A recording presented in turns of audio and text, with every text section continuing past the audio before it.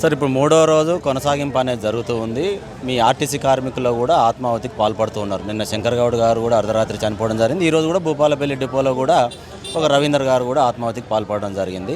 అంటే ఈ గవర్నమెంట్ వీటి విషయంలో కూడా ముందుకు రాకపోవడాన్ని మీరు ఎట్లా చూస్తున్నారు, ఏం చేయబోతున్నారు సార్? వీళ్ళు ఆర్టీసీ సమ్మెని యూనియన్లు లేవు కదా అని చెప్పేసి చాలా లైట్ తీసుకున్నారు వీళ్ళు గవర్నమెంట్. కానీ మొన్న ఇందిరా పార్క్లో చిన్న ధర్నా కార్యక్రమం చేశాం. ఒక 1000 మంది అనుకున్నాం మేము, కానీ అక్కడికి 14,000 మంది వచ్చిర్రు. ఖాళీ వాట్సాప్లలో పెట్టడం వల్లనే అంతమంది వచ్చిండ్రు. ఈరోజు సమ్మెకి అందరూ ఖచ్చితంగా వాళ్ళు స్వచ్ఛందంగా వచ్చిర్రు. ఈడ నాయకత్వం పాత్ర లేనేలేదు. ఎందుకంటే హరాస్మెంట్ పెరిగిపోయింది, జీతాలు లేవు. 2017 జీతము, 2021 పే స్కేలు, 2025 పే స్కేలు. అదే కాకుండా విలీనం చేస్తా అని చెప్పి మేనిఫెస్టోలో పెట్టిండ్రు. మేము విలీనం చేయండి, ఏం ప్రాబ్లం, విలీనం చేయండి, లేకపోతే యూనియన్లు ఇవ్వండి. మాకు చిన్న చిన్న సమస్యల మీద కార్మికుల గురించి మేము మేనేజ్మెంట్తో మాట్లాడతాం. చిన్న చిన్న ఇష్యూస్ ఏదైనా డిపోల కేసుల విషయంలో కానీ, యాక్సిడెంట్ల విషయంలో కానీ చేస్తాం. మేము చిన్న చిన్న పనిష్మెంట్లకు ఇంక్రిమెంట్లు తింటున్నారు. వాళ్ళకి మాట్లాడడానికి మాకు నాయకత్వం కావాలా. నాయకత్వం కావాలంటే పైనుంచి మాకు ఆర్డర్స్ రావాలా. అదేవిధంగా విలీనం మాకు డేట్ అపాయింట్మెంట్ చేయండి. గత ప్రభుత్వం ఒక స్టేజ్ వరకు తీసుకొచ్చింది, ఒక స్టేజ్ వరకు మీరు పూర్తి చేయండి. ఏం బాధ? టైం అడుగుతున్నారు కదా మంత్రి గారు, ఉన్నతాధికారులతో మేనిఫెస్టోలో పెట్టగానే 2 రోజుల లోపల మహిళా పథకం ఎట్లా ఇంప్లిమెంట్ చేసిరు మీరు? మరి ఇది 2.5 సంవత్సరాలు అవుతుంది. మరి 2.5 సంవత్సరాలకు మీకు లేదా? అంటే ఆర్టీసీలకు ఇవన్నీ ఎందుకు 28,000 కోట్ల రూపాయలు రైతులకు ఇచ్చిండ్రు? చచ్చిపోయిన మన మెట్రోని మీరు దత్తకు తీసుకున్నారు. మీరు ప్రతిదీ తీసుకొని చేస్తున్నారు. ఆర్టీసీలకు ఇవన్నీ ఏం ఏది? ఈరోజు మీ పథకమే కదా మేము నడిపిస్తున్నాము. మేము ఆడపిల్లలు ఒక్కొక్క బస్సులో 150 మంది జనాలను తీసుకొని తిరుగుతున్నారు. Free service free. మాకు 450 నెలకు మాకు 400 కోట్ల రూపాయలు మీరు ఈ సబ్సిడీ రూపంలో ఇవ్వాలా? మాకు అవి ఇవ్వండి. మీరే చెప్తారు మైక్లలో ఏమని, ఆర్టీసీ లాభాల బాటలో జరుగుతుందని. మరి లాభాల బాటలు జరుగుతున్నారు, మాకు ఈ పైసకెళ్ళి మాకు ఇవ్వండి. ఇప్పుడు ఈవీ వెహికల్స్ విషయంలో కూడా ప్రైవేటీకరణ తీసేయాలి, కాంట్రాక్టర్లు తీసేయాలి. ఎందుకు అవుట్సోర్సింగ్ ఈ అవుట్సోర్సింగ్ కార్మికులను కావచ్చు, ప్రైవేటు నడుపుతున్నటువంటి ఎలక్ట్రికల్ వెహికల్ కావచ్చు, గవర్నమెంటే తీసుకుంటే ఎంప్లాయ్మెంట్ సోర్స్ పెరుగుతుంది, ఉపాధి కూడా ఎక్కువగా కలుగుతుంది అనేది కూడా మీరు డిమాండ్గా ప్రధానంగా పెట్టారు కదా. ఎట్లా ఉంది దీని గురించి? ఈవీ ఎలక్ట్రిక్ బస్సుల మీద ప్రైవేట్ వాళ్ళకి ఇవ్వడం వల్ల ఏమవుతుందంటే ఎలక్ట్రిక్లకి మన ఈ బస్సులకి పెట్రోల్ బస్సులకి సంబంధించిన సుమారు ఒక్కొక్క డిపోలో 150 మంది కార్మికులు ఉంటారు. ఏది మెకానిక్లు కానీ, హెల్పర్లు కానీ, దానికి సంబంధించిన ఏడీసీలు, ఆయిల్ సెక్షన్ కానీ ఇవన్నీ ఉంటాయి. ఇవన్నీ ఇప్పుడు ఈ యొక్క ఎలక్ట్రిక్ బస్సుల వల్ల ఆ ఒక సెక్టర్నే ఎగిరిపోతుంది.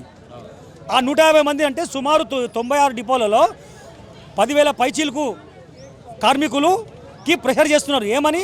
మీరు మెకానిక్ నుంచి కండక్టర్గా రండి, కరీంనగర్ పోండి, ఆదిలాబాద్ పోండి అని మా మీద వర్కర్ల మీద ప్రెషర్ చేయడం జరుగుతుంది. మేము ఏమంటున్నామంటే ఆ ఎలక్ట్రిక్ బస్సులు మేము నడిపలేమా? RTC driver నడిపలేరా?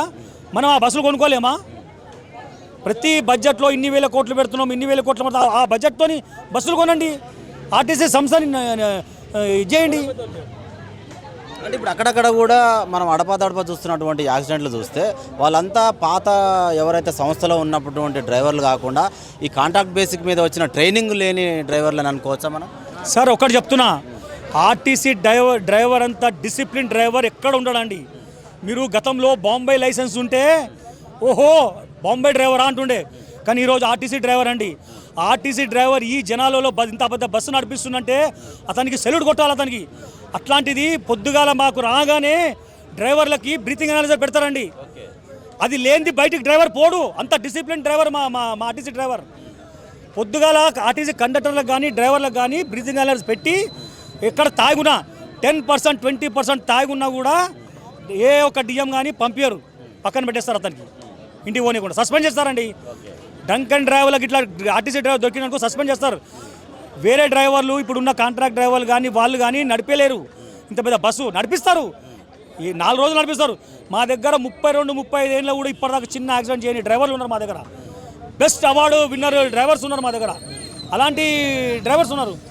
వీళ్ళు ఈ కాంట్రాక్ట్ డ్రైవర్లు ఎక్కడో యాక్సిడెంట్ చేస్తారు. ఇవాళ పొద్దుగాల కరీంనగర్లో అయింది, ఇంకో దగ్గర కూడా అయింది. అవి పాత వీడియోలు కాదు, అది ప్రజెంట్ వీడియోలు. అవి ఈ జనాలలో నడిపేలేరు, వాళ్ళు నడిపించచ్చు, అదృష్టం బాగుంటే నడిపించచ్చు. జనాలు వాళ్ళ ప్రయాణికులు ఫలానా డ్రైవర్ బస్సు వస్తేనే ఎక్కాలని ఆలోచించే ప్యాసింజర్లు కూడా ఉన్నారు. అంత డ్రైవర్ది అంత మంచి పొజిషన్ ఉన్నది. అది అంటే మీ కార్మికులకు ఏం చెప్తారు? నిన్న శంకర్ గౌడ్ గారు కావచ్చు, ఈరోజు రవీంద్ర గారు కావచ్చు, ఇలా ఆత్మహత్యకి పాల్పడుతున్నారు, మనస్తాపం చెందుతున్నారు. ఏం చెప్తారు మీ కార్మికులకు? నేను కార్మికులు కూడా చెప్తున్నా, చచ్చిపోయి సాధించేది ఏం లేదు, కొట్లాడదాం. ఒక్క నెల జీతం పోయినా పర్లేదు, 2 నెలల జీతం పోయినా పర్లేదు. గతంలో 55 రోజులు సమ్మె చేసినాం. గత ప్రభుత్వానికి ముచ్చం టేబుల్ పట్టించినాం మేము. ఈ ఈ ఈ ప్రభుత్వానికి కూడా మేము ఇది చెప్తున్నాం. మేము రేపు చచ్చిపోయేది ఇవాళ చచ్చిపోయిన రెడీ ఉన్నాం. మేము రేపు చచ్చిపోయేది ఎట్లా ఈ ప్రైవేటీకరణ వల్ల రేపు మా ఉద్యోగాలు ఇదైతాయి, అదేదో ఇప్పుడే చేస్తాం. ఇప్పుడు మీరు 3 డిమాండ్లను కోరుతున్నారు. ఏదైతే యూనియన్లు ఉందో, పీఆర్సీ ఉందో, విలీనం ఉందో. ఒకవేళ విలీనానికి ఒక 2-3 రోజులు టైం తీసుకున్నా కూడా మీకు యూనియన్ల విషయంలో, పీఆర్సీ విషయంలో ఎమ్మటి అమలు చేస్తే రేపు డ్యూటీ ఎక్కే అవకాశం ఉందా? మాకు హామీ ఇవ్వాలండి.